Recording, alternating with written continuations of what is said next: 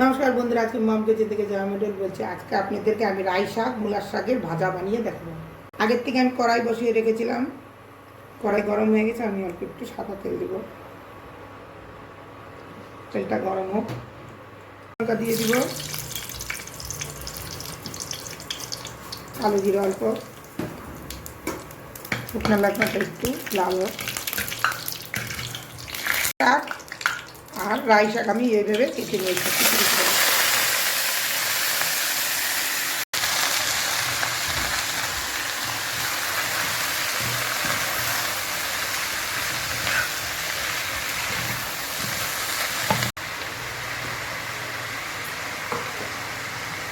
অল্প একটু লবণ দিয়ে দিব,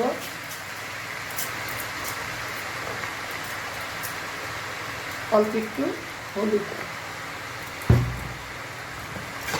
দেখেন ভালো করে নাড়াচাড়া করে ঢেকে দিই।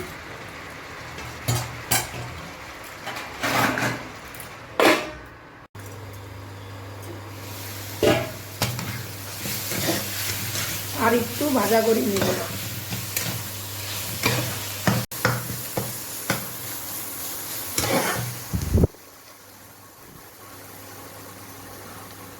হয়ে গেছে আমার রাই শাক আর মূলার শাক ভাজা, ঝরঝরা করে ভেজে নিয়েছি।